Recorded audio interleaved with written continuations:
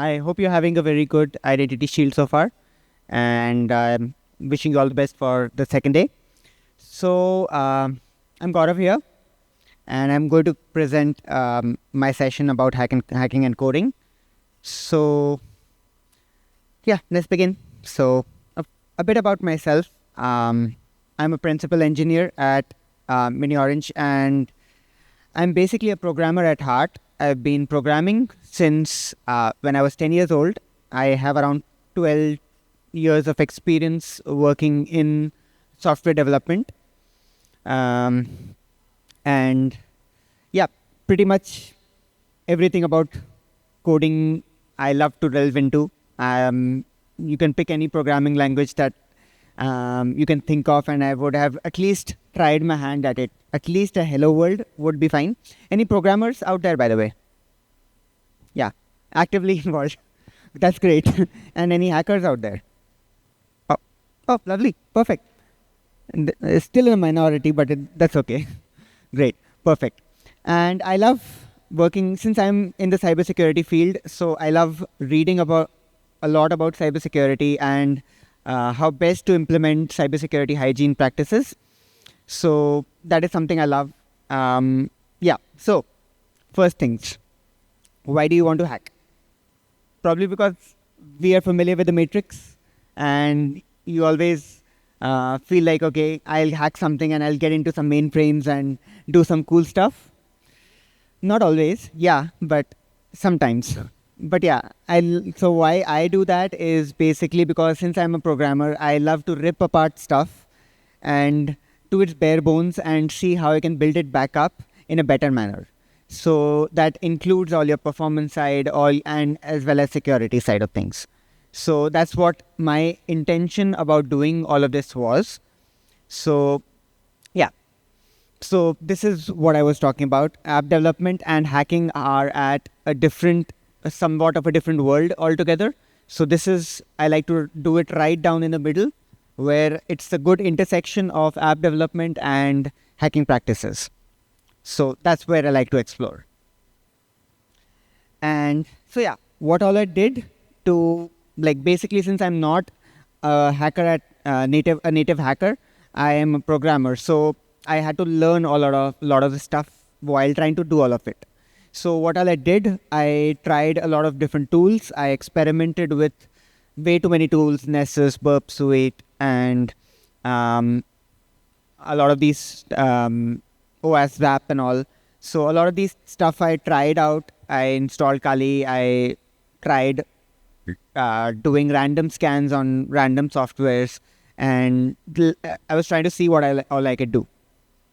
The second good learning example, if people are trying to learn hacking, is a lot of gamification and learning platforms are out there, such as your Try Hack Me and Hack the Box. So those give you ready VMs and applications that you can try stuff out. All of those tools that I talked about, you can try all of those out and gain a little more experience in it.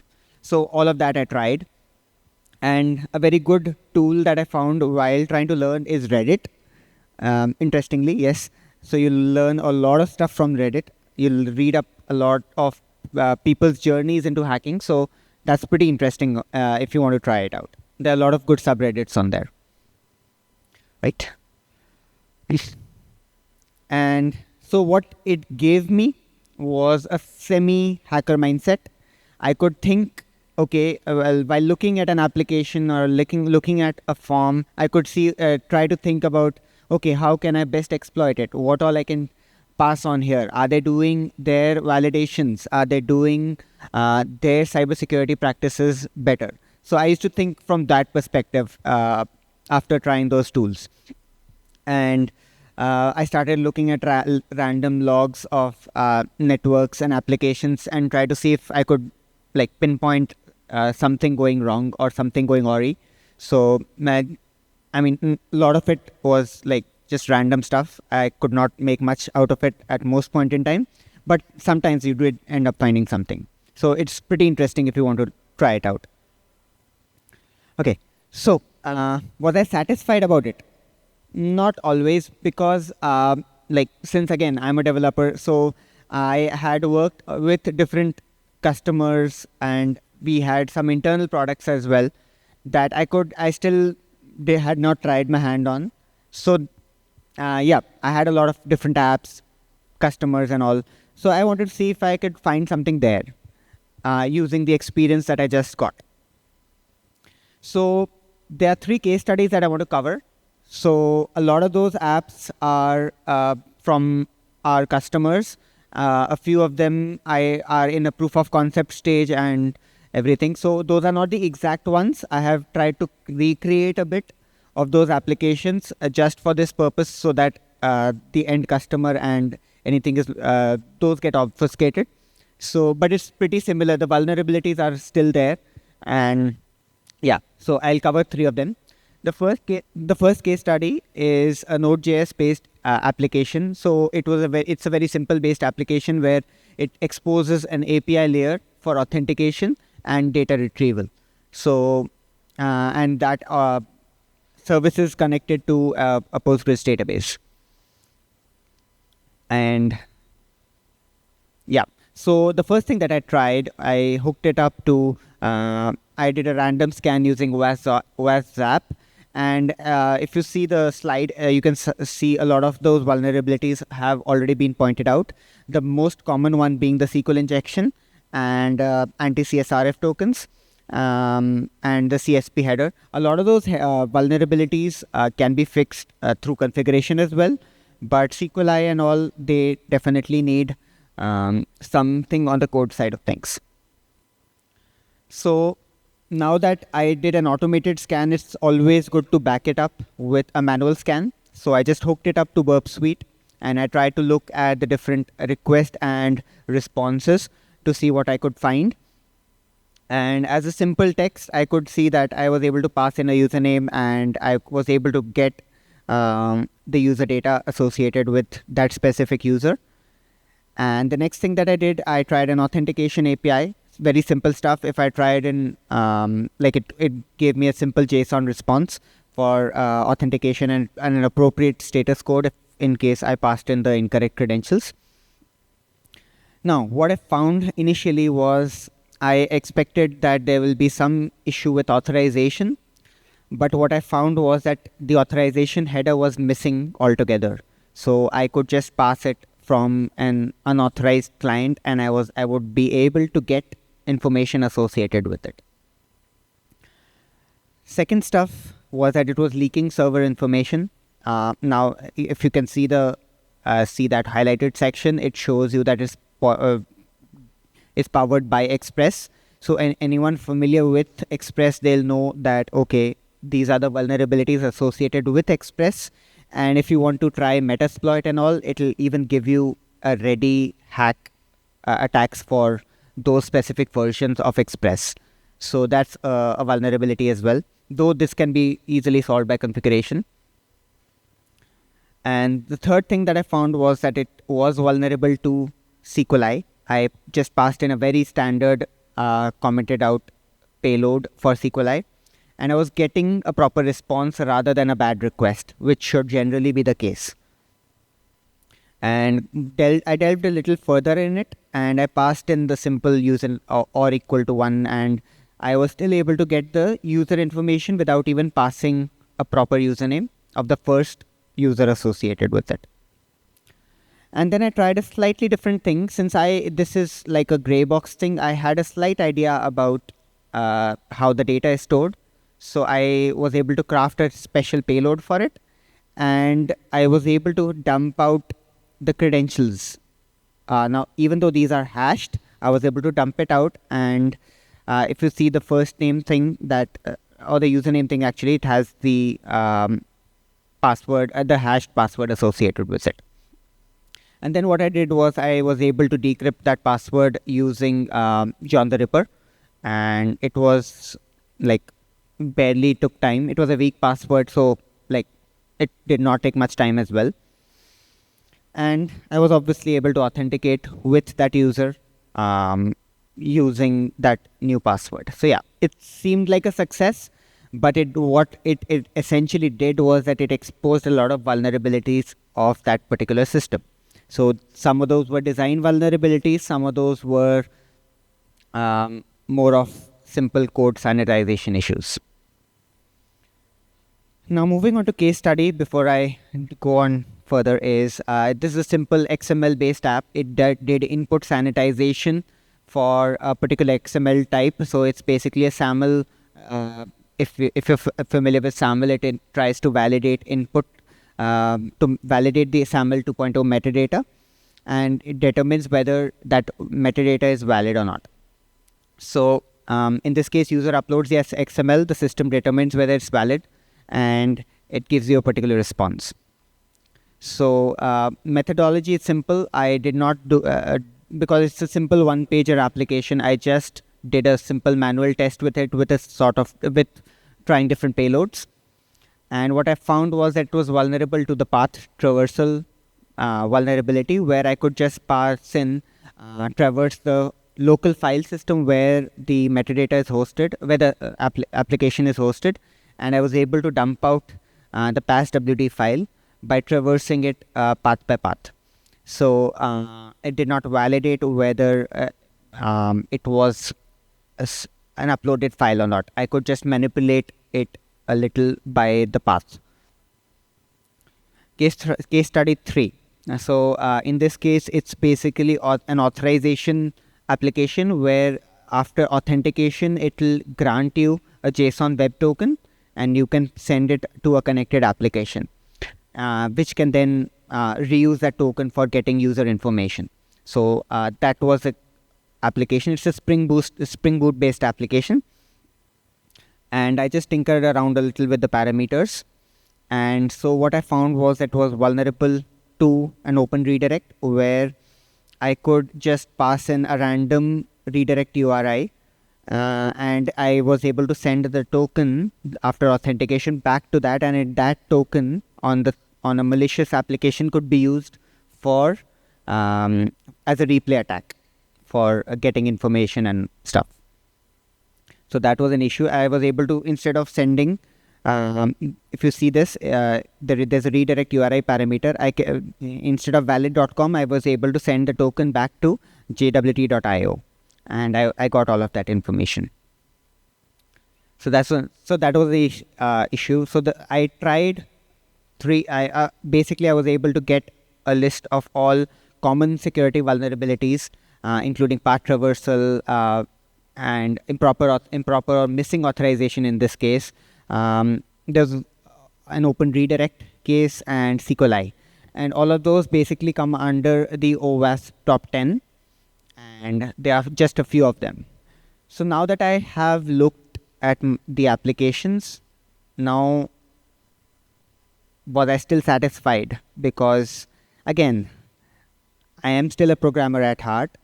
I still have to build it back up and fix all of those things and make sure that the similar stuff does not happen again, or introduce a better set of processes so that we can avoid all of these common basic issues.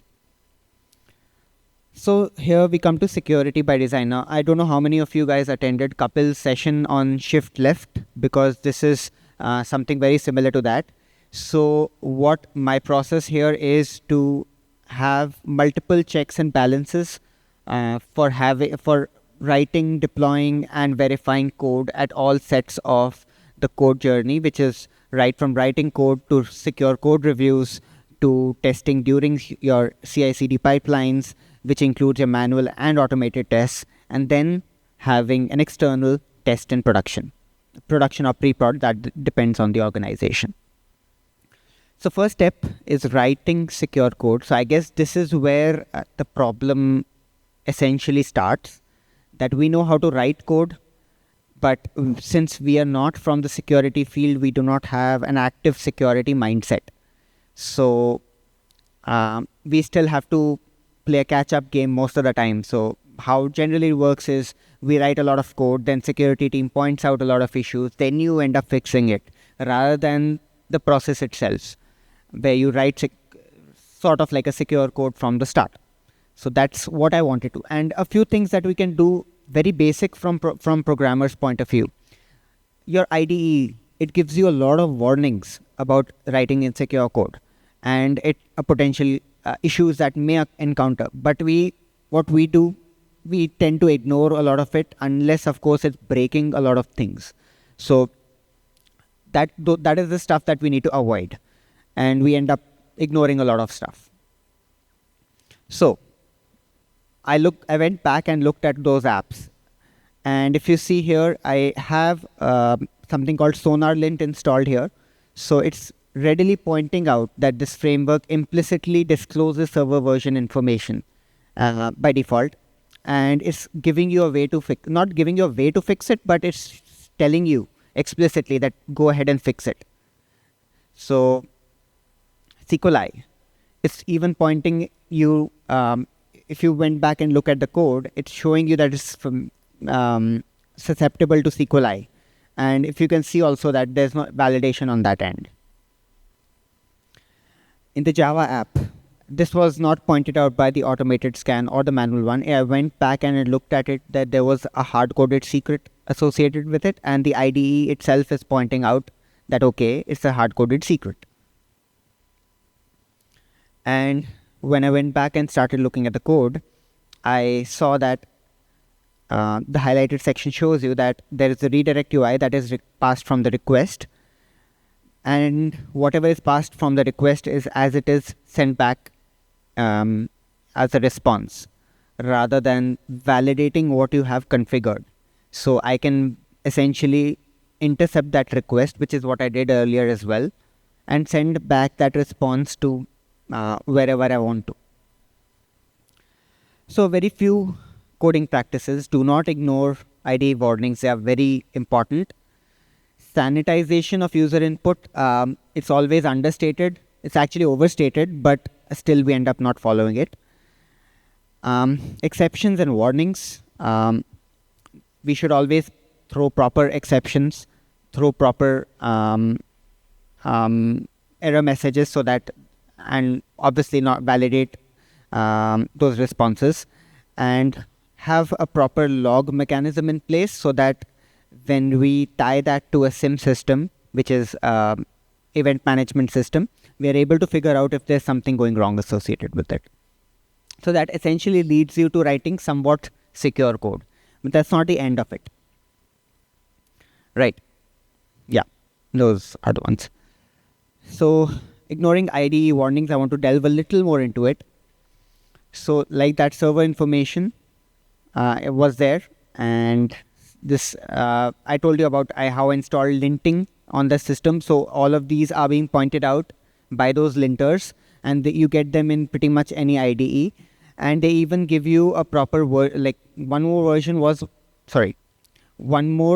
they essentially give you a fix for it as well at some point in time. So it's just a matter of applying the fix to it. It's that simple. So the next thing that we do is vulnerable libraries. So if from yesterday's session, there was a concept about software bill of materials. So that involves a lot of the vulnerable packages, dependencies, node packages, Maven dependencies, and everything. So a lot of them are not secure by default. They do tend to have vulnerabilities from time to time. So you end up needing to patch those vulnerabilities. So linting essentially gives you the impact of those vulnerabilities, that okay, this package is impacted by this and this CVE, and this is the impact of it, and you can then give you a potential version to upgrade to, and then you can update your packages accordingly. So that is something that linting gives you by default as well. And again, sanitize input. So if you go back to the node application, we were passing the query by itself. So that's essentially, I can modify that to a SQLi parameter payload, and then I can just get directly interact with the database howsoever I want to. So there's a very simple fix about this, is parameterized queries. I think it's been going on for ages. It's still 2025 and we are still talking about SQLi. That means it's pretty prevalent. So yeah, simple input sanitization, parameterized queries is something that you can use. If you do not want to directly work with parameterized queries or work directly with SQL queries, there's a concept called ORM, So object relational model, where there's a big good abstraction between your database and your programming language. So you should definitely. So I think Hibernate is one of them. So you can for Java, that is, and you can definitely should be using those tools for it, those libraries for it. For the sanitization of the XML application, it's a very simple application. Instead of returning the file by itself, you make sure that it is in a canonicalized path. So there's a root directory associated to it, and you can only reference the file path from that specific directory. So that's the sanitization for that. Next step, after we commit our code into a repository, is code reviews. Cannot understate it enough. It is cannot emphasize enough, rather. It is probably the most important section post writing code that I feel. I'm a human, I feel, gives you the most context for an application, for reading code. They're familiar with the code. They know what code, how that code works, how that code can be impactful.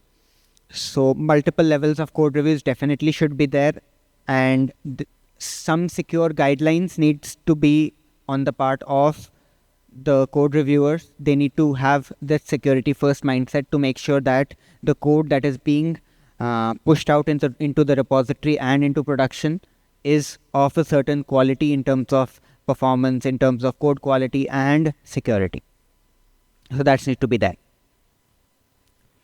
Third step, pipelining all your CI/CD stuff. So whenever you merge into your repository, into version control, you can run a set of unit as well as integration tests to make sure that your code is working, the build parameters are fine, and a lot of those unit tests are passing. Then what I want to introduce is a set of security tests as part of the pipeline before you deploy it on any further environment, and as well as reporting of those results of those security tests is essential, because once that code is merged, you want to know how that worked from a security point of view. So simple stuff, you can just reference, put that pipeline through Jenkins and SonarQube, where it can essentially point you to a to a different set of hotspots for your security, and then reference that in a report. So if you see, I passed it to SonarQube, and it's giving me a report on SonarQube that there are two security hotspots that you need to review. Similar stuff what I found while doing a manual test, and again in this as well. So post all of those SonarQube stuff, what you can do is you can employ a set of quality gates that you can say that any new code that you push out to your repository, you do not introduce any more security hotspots. Those are the level of controls that you can do. Existing ones, they do end up creating a lot of noise, even though they need to be fixed for reducing all of your technical and security debt. But quality gates ensures that you're not introducing new stuff. And reporting and visibility of all those security issues is paramount. Everyone needs to have a look at the code they're pushing out and know what they're introducing. Next step is a set of post-deployment checks. So there are not too many tools out there to figure out any automated security tests, like similar stuff what we do for the manual. There are limited stuff. So what I did essentially here is I wrote my own custom script to figure out that any new code that I push out is vulnerable to SQLi or not. So that is something depends on the organization and project. So you can end up writing your own custom scripts and hook it up to your own pipeline. And in case there are still issues associated with it, you can roll back to a previous stable version so that you do not introduce that script. And this script a set of scripts you can reuse for all future purposes, so that you have the benefit of not introducing vulnerable code.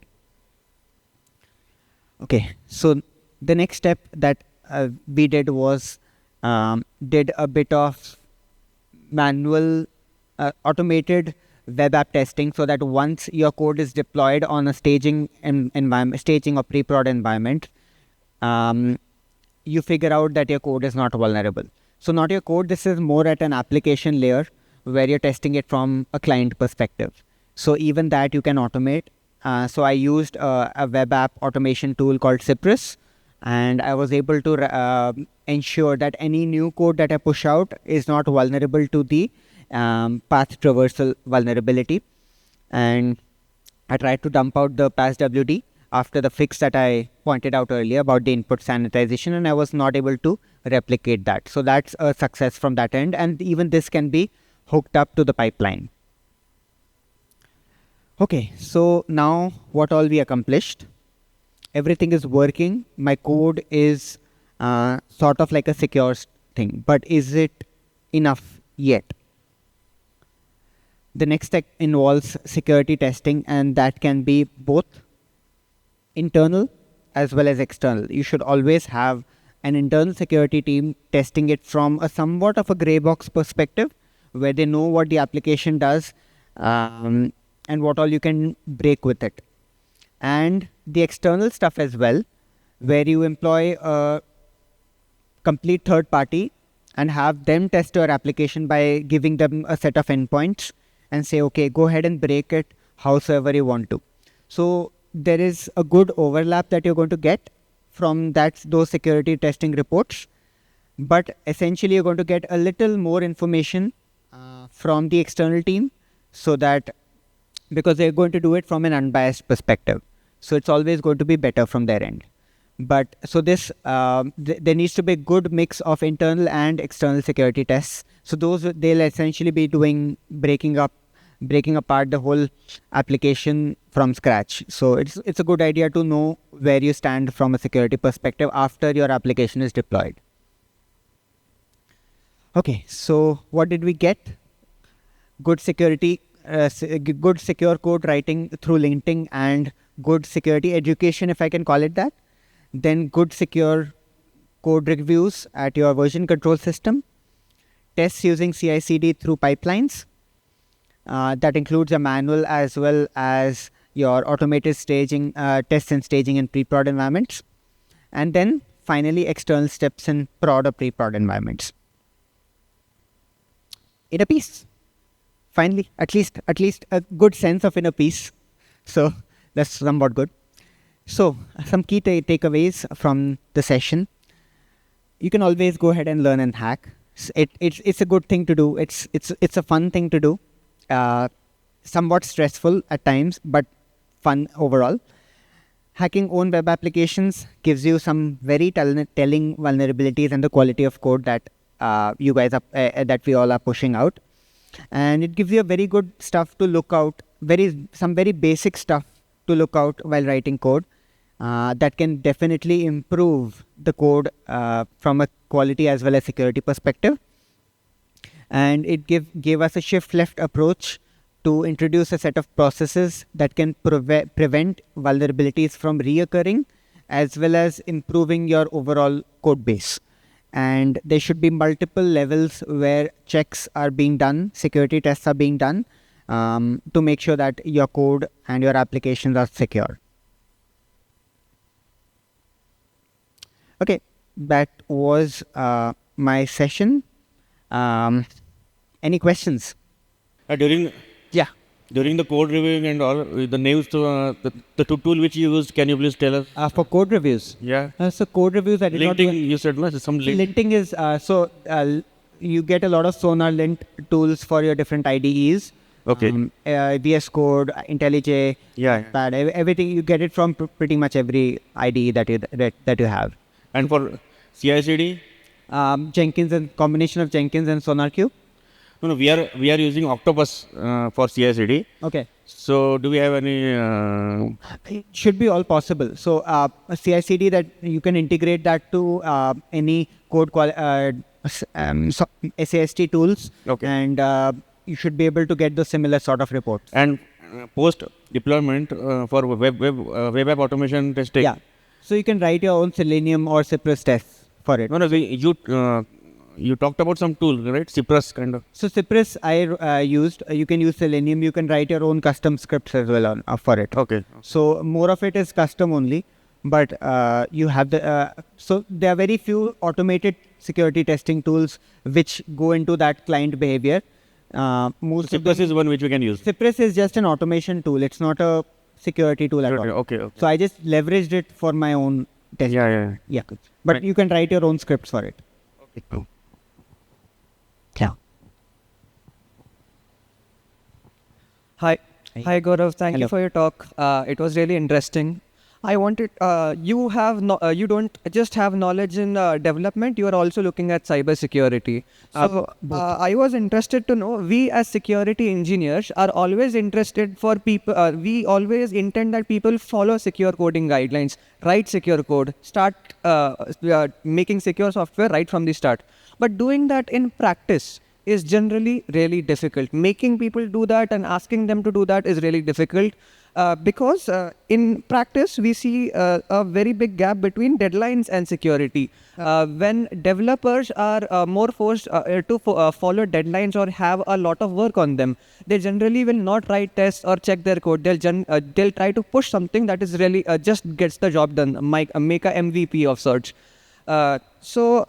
In your practice, have you found any workarounds or what we can do? For now, I stick with two solutions, and that is I try to educate the developers who are working around me about the security vulnerabilities that are there or what can happen, what is the impact of writing insecure code. And then I see a lot of people actually trying and to make an effort in doing secure coding. And after that, if we had to do it in a on a more policy-based level, we have them follow checklists when they're coding. But apart from those, do you have any other suggestions that people can follow in practical life? So a few of them. So checklists you mentioned, we have checklists as well, and they always tend to be ignored. So I think that's a problem in itself.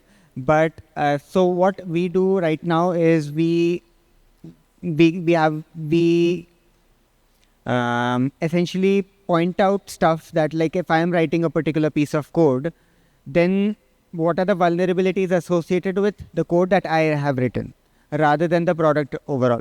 So if I push out new code and if I know from that reporting thing that I talked about that, okay, this is the pull request that that introduced this particular code or external security to test that that you or I have introduced a new code, then I will know a little more, okay, this is what I did, this is where I went wrong. So that complements with the security education that you're talking about. And impact, I think, anyways, you get from those security tests as well. So I think that is something that you can do. But again, this is more of an enforcement thing. So enforcement is hard. And I think that it needs to be done from the first level itself rather than like a processes can only go to a certain extent when it fails upon execution, right? So that's something that needs to be bridged. Absolutely, I agree with you there. In fact, yesterday's talk shift left was very much about that. Yeah, exactly. That is actually a great idea. Having people get individual reviews on the code that they have written and doing optimization of security education around that. That was really interesting. Thank you. Any other questions? Yeah. Hi Gaurav. So my question is, as you told you were a developer and then you become a hacker or learn cybersecurity, right? So Can you speak a little louder? okay. So as you told, you were a developer and then you shifted to or learn ethical hacking. So what mistakes you made as a fresher or a fresher should not make while learning ethical hacking? What mistakes that I made? Yes, while learning. I mean, pretty much everything that you can think of. So still some. I mean, like I'll admit that even I have missed on input validations, if I can call it that. I have Some missed major mistakes that Sorry? a fresher should avoid. Some major mistakes that a fresher should avoid. I mean, those are pretty major mistakes. I can be calling it minor, but they're essentially major. Okay. So I would say that I have pretty much made the same mistakes that anyone does. It's just that I want to get better at it and make sure we do not make those same mistakes and we do not repeat those same mistakes again. So thanks. Good. So, Any other questions? okay. I have no question, but I want to add something. Mike, please. I'm audible, right? Yeah. No, yeah. Okay. So this guy was asking like it's hard to train or do work from coders, right? So they do not do secure coding. So one thing you can do. Can you increase your volume a bit? I'm not able to hear you. Hello. Yeah, perfect. Yeah. So I was saying like we can do is automation basically in security. So with automation, you do not have to push these developers again and again that you have to do secure coding. So like when they are coding, you can put Git hooks, which basically do some proper commits if you're doing proper commits or not. Then you can use SonarLint, which you're using. Yeah. Then in pipeline also, if they are doing, you can use SonarCube for finding all the vulnerabilities. If there are any vulnerability, we can put that feedback loop to the developer. So yeah, by doing automation, you do not have to poke the developer again and again. True that, but we should be poking. Yeah, if that that is a continuous really learning. big issue, but basic security things we can do by automation. I don't feel like going back to developer is a task then. True. I mean, from a business perspective, it makes more sense that you go ahead and fix it automatically through automation. I think Kapil was talking about a similar platform yesterday. So you can do that. But I personally feel that it's going to repeat, that you're having an automated tool having to fix your stuff for you, and you will continue to make the same mistakes, and automation will be cleaning up your code. That's what you're talking about, right? Automation will tell you basically. So SonarCube tells no the screenshots you show.